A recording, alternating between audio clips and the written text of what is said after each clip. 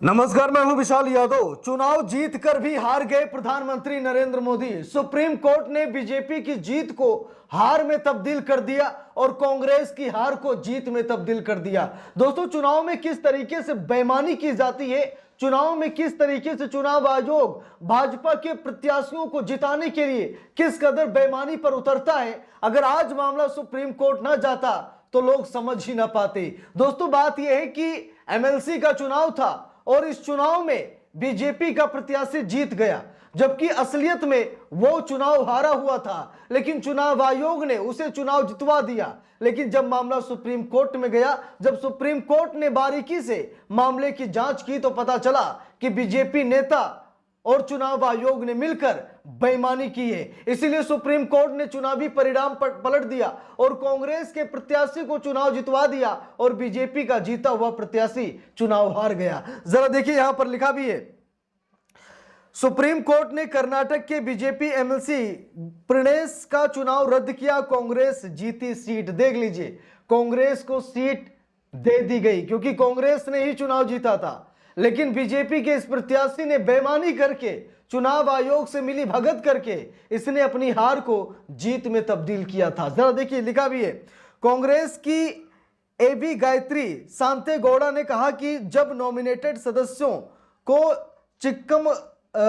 Chikkamagaluru local authorities चुनाव क्षेत्र के 2021 के चुनाव में वोट देने की इजाजत दी गई तो चुनाव नियमों का उल्लंघन हुआ। देख लीजिए, साफ साफ यहां पर कहा जा रहा है कि चुनाव आयोग की मिली भगत है, चुनाव आयोग के नियमों का उल्लंघन हुआ, लेकिन उसके बावजूद चुनाव कराया गया और बेईमानी से जीत दर्ज की गई। लिखा भी है, सुप्रीम कोर्ट ने गुरुवार को चिक्कमगलुरु लोकल अथॉरिटीज चुनाव क्षेत्र से बीजेपी एमएलसी एमके प्राणेश का 2021 का चुनाव रद्द कर दिया। इस तरह कांग्रेस उम्मीदवार एबी गायत्री शांतेगौड़ा जीती।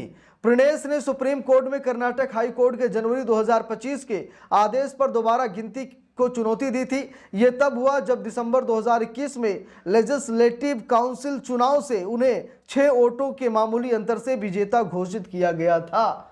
गौर फरमाइएगा, 6 वोटों से, सिर्फ 6 वोटों से बीजेपी के प्रत्याशी को जीत दिला दी गई।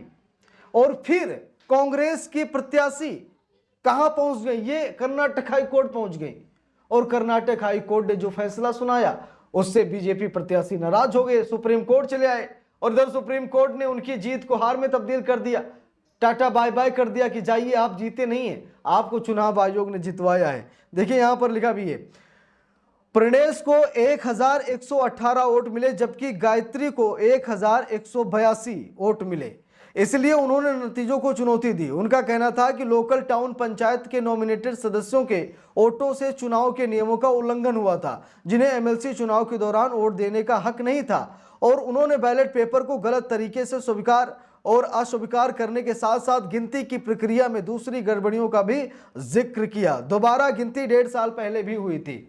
अब यहां पर समझिए दोस्तों, बात यह है कि कुछ ऐसे लोग हैं जिनको एमएलसी चुनाव में वोट देने का हक नहीं है।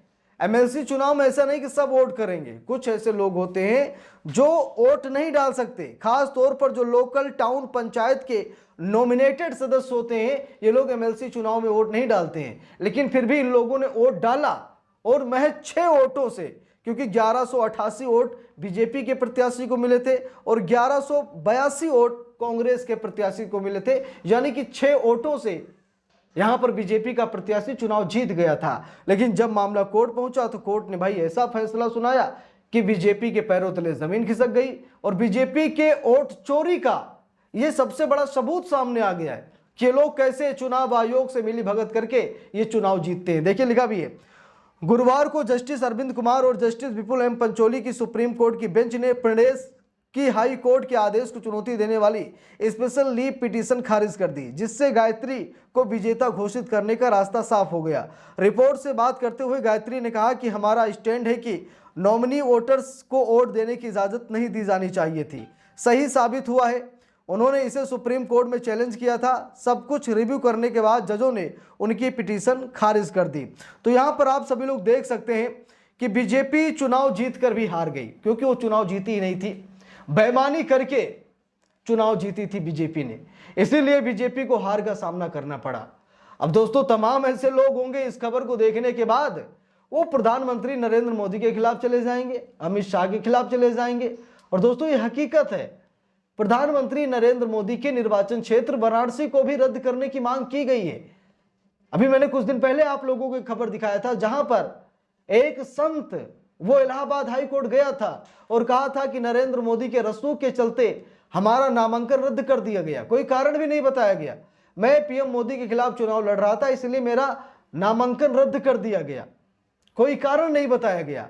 हम ये चाहते हैं कि प्रधानमंत्री नरेंद्र मोदी की सांसदी रद्द कर दीजिए और बनारस का चुनाव फिर से कराइए। यहां तक कि कांग्रेस के प्रत्याशी अजय राय ने अपने आप को बनारस का सांसद भी घोषित कर दिया है।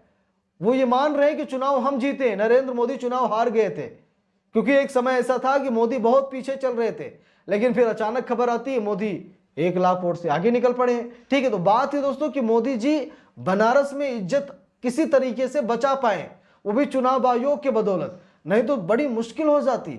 और ऐसे ही नहीं, बीजेपी 400 पार का नारा लगाकर 240 पर अटक गई है।